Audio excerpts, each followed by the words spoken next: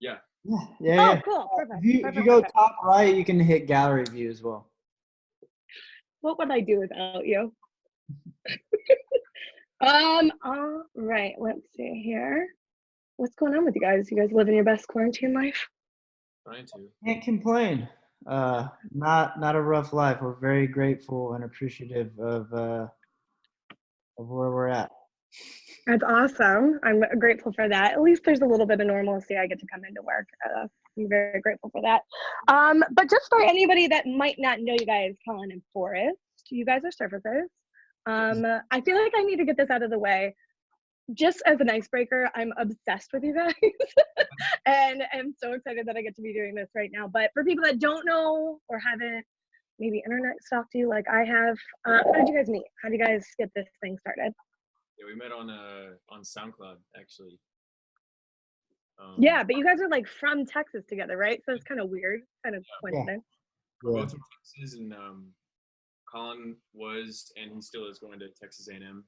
Mm-hmm. I was going to Baylor at the time, and yeah, we met on SoundCloud and realized that we were going to colleges close to each other, and so I drove to meet Colin, and then we just kind of like started a friendship, and then a year later we decided to make an album together. So wait, just so I'm clear, you met a stranger on the internet and you decided, I'm going to make a huge life decision that will make me radio famous and meet a stranger online. Isn't that every like Dateline episode that they tell you not to do, is go meet that stranger? It's just kind of different in Texas. Like sometimes you'll just like meet a person at the grocery store, like Forrest firsthand has this experience, and like they're so nice that like you just start hanging out after that because it's just Southern hospitality at its finest. Well, actually, it says a lot about you guys and your music as well, is that positivity thing, that whole like feel good thing, and just being open to others. You guys are like really the example of that, like putting trust out on the line to go meet a stranger and hook up and do something awesome. Yeah. We try to practice what we preach. We don't make up any of the stuff that we talk about. Sure. Yeah, I think people would definitely be able to see through it or hear through it if we did. So how weird is it having your song be like a TikTok anthem right now? We actually don't have the app, so it's all kind of like, I mean, it's pleasant. Like it's very like, we're so glad that people are using the platform to spread the song. Like we couldn't be more happier, but like we don't stay that into tune with it, but we love it. You can't pay for that advertising. You really can't. It's crazy. But also there's then a dance to it. Do you feel obligated to learn that dance and perform it? No. Yeah, we did our part. We did the song. That's it. I would butcher that dance so hard. I saw it, and I'm not gonna lie, I tried to do it, but not coordinated enough just on a wiggle. That's like a whole day. Like that's a whole day of just doing all that stuff. Right? And then you gotta like slow it down and edit it. It's too much work. Just listen to the song and enjoy. Okay, I also have to ask, because she's kind of from my neck of the woods, and I'm so incredibly curious. For the music video for Sunday's Best, you have Hannah Milice in there. And I freaking love that girl. She's in Grand Rapids, which Mojo in the Morning is on, but she travels all over the place. How, if you don't know, she's a YouTuber. How did you find her? How did you connect with her? And why did you ask her to be in the music video? She found us first. Yeah, like 2 years ago, maybe a year and a half, 2 years ago, someone had like tagged us on Instagram saying that like, hey, you know, Hannah Milice is using y'all's song. I don't remember which song it was. It was one of our early ones in her music video. I mean, in her YouTube videos.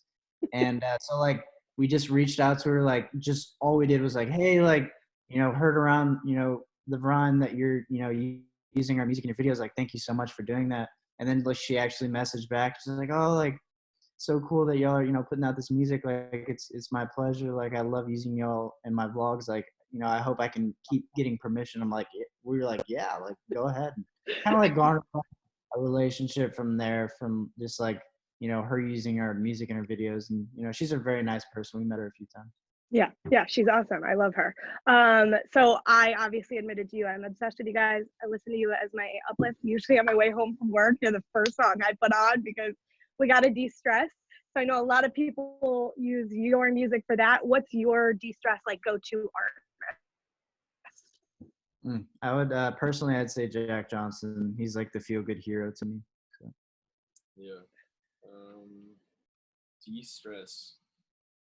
Gosh, maybe, I feel like I go through like eras, but when I first discovered Daniel Caesar, I feel like that was like a huge de-stress. Like I would just put on Daniel and just be like, "Ooh, this is Yeah, he is very calming. He's very like, yeah. super heavy." Yeah, I saw, or I think there was a hint of Jack Johnson in your tour recap video up on your channel on YouTube, and I was watching that. I was like, I'm pretty sure I know that song. Yeah, I think we had banana pancakes going on the ukulele or something.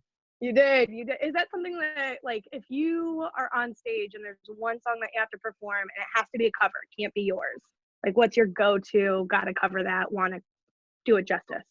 So in the past, for radio interviews, Forrest and I have performed "Isn't She Lovely" by Stevie Wonder. But as far as doing an actual one in an actual concert, I don't know. Forrest, what do you think would be a good cover?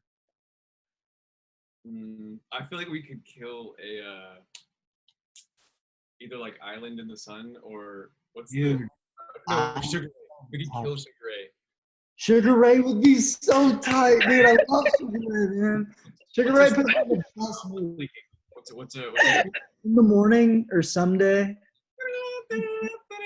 In the morning would be so sick, dude. Oh, yeah. But how do you get a cowbell solo into that song? We just will. Yeah. Everything could use cowbell. Every song. I was gonna say, in the future, can we put a cowbell solo, just like maybe 3 seconds in every track? I get my Will Ferrell on anyway. Sure. Is that your most important instrument? Is it the cowbell? Is it the ukulele? The piano? Yeah. For like me personally, like I'm like actually starting like guitar and piano like lessons next week. But like ukulele is like so simple that like it helps me songwrite personally. Gotcha. But like Forrest can do both piano and guitar and all that good stuff. Get out of here with your talent. We don't want to hear about it. Yeah. I'm with you. I'm doing piano lessons, but I'm doing them online and I'm absolutely terrible at it. Yeah. So it's when you like do a chord and then you sing 3 words and then you're like, hold on, do another chord. So good luck, man. Those are beasts. Those are definitely beasts. So I do have a question. Are you guys going to be at the rescheduled Bonaroo? I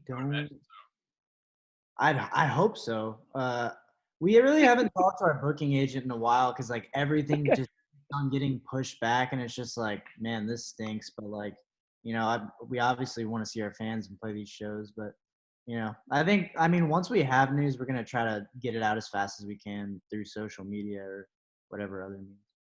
I was gonna say I'm a really big Bonaroo fan. I was so hoping to go this year, and like when I saw you on that lineup when it came up, I was like, hell yes. For people who don't know, Bonaroo 2020 has like the 1975 Miley Cyrus, Lizzo is gonna be there, Lana Del Rey. I was excited to be on the same poster as Tame Impala. So. Tame Impala, right? Oh, that was amazing. I just wanted to buy the T-shirt that said like Tame Impala, huge letters, and then like surfaces on the bottom. But also like, hey, we're on that same poster. Yeah. I was gonna say, if you do go to the show, if you're gonna be at the festival, like who on that lineup did you want to see other than yourselves? Can I, Forrest, you want to pull it up real quick? I haven't seen it. Yeah, I don't. Ashamed. Well, I don't remember. All I can remember is Tame Impala. Yeah. Miley Cyrus going to be there in 1975. Run the Jewels, Glass Animals. Megan Thee Stallion's going to be there. Neon Bridges was going to be there. Oh yeah. Yeah. Vampire Weekend would be sick. I mean, I'm doing this interview for a top 40 station, but Primus is going to be there. They're definitely not top 40, but I love Primus. So I was just going to see what was going on with that. Now, your album art obviously doesn't feature you guys. What was the basis for that? So the story behind that is we wanted to not make it about us. We wanted it to be music forward. You know, we didn't want anyone idolizing us. We wanted people to idolize the music that makes them feel the way that they feel. Because like we're just simply vessels of bringing feel good, like uplifting, positive to the masses. And So like, there's really no need for us to include ourselves in the album artwork because we wanted to create this universe of music, and like every album artwork you see, it's just us trying to actually visualize the universe that we're making with music. Yeah, no, I love that. And I also loved that you do like a lot of fan art for that too. Do you ever get inspired by them or go like, oh, I wish we had that for the album? Uh, Yeah. I can speak to this. It's actually really funny because like Colin does all the artwork, and he'll make ideas, and then sometimes like it doesn't fit with this certain song, and so we'll like save that one for later, and then we'll make another one, or he'll make another one for the song, and there's like a process to getting the right ones. So he has some that are like kind of they've been pushed back, but there's one in particular that we've been like it's like one of the best ones that he's done, but it didn't fit a particular song, but now it's fitting this single that's coming out, and we did this fan art competition, and so many people like nearly drew the exact artwork, and we were like, oh no, we copied. Seriously? Yeah, I think because they really like they get the brand, and that's really cool to see. It's stuff like that happens like a lot. I remember we wrote Sunny Side Up like, oh my gosh, we wrote it like 8 months ago, and then like 6 months after we had wrote it, like we saw like some kid like tagged us on Instagram like to try to see a song, and his song was called Sunny Side Up, and we were just like, no way. It's called Sunny Side Up. It's like, wow. People are hopping on the train. They're starting to understand. It's like people are like gonna think we're copying everything they do, but we've never copied anyone. Well, it's actually super interesting that you say like you want your brand to be about the music and all that. Totally, 100% get it. It makes sense. I think a lot of artists just use their face as their brands. But when I see a certain color palette, I think of you guys. Like when I see a certain like pastel or that whole scheme, it's very you. You definitely gathered a color scheme and made it yours. We definitely tried to build our brand on like that pastel, because like when you look at pastel colors, it just kind of calms you. I don't know if like that's for everyone, but like, and it makes us calm, or at least. And like that Surfaces box logo, I think like it really sticks to a lot of people when they think of us. Yeah. But we talked a little bit before about that tour wrap-up video you have on your channel, and there was one moment where I paused to almost pee my pants, and that's when you ordered food to the wrong state. And I didn't think about sorry, I had to. So tough, dude. I saw that look in your eye of when you had realized what you had done, and then you're like, I've got to call the driver, I gotta tell him not to come.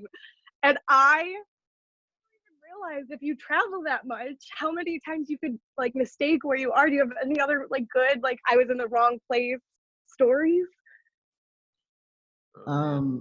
Definitely. So right now I'm moving into my house and I'm like buying furniture, and like 3 times already, like when I go into my PayPal, it has like a like address there, and I've sent my college house on like 3 different orders, and then I call them like, hey, can I switch the address? Like I just put it. They're like, no, we can't change. I'm just like,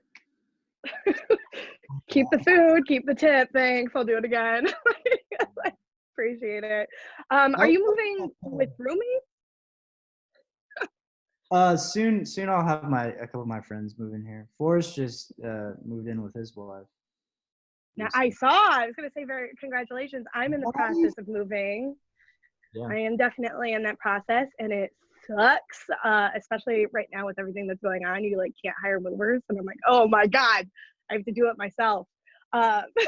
What's the first thing you're unpacking? What's the first thing you're buying? Forrest, what's the first thing you did? I'm curious. Yeah. I don't want to learn from you right now. Well, wait, Forrest, did you ever live with a girl before? Mm-mm. Oh, yeah. What was the first thing you guys had to buy together that you're like, we need that?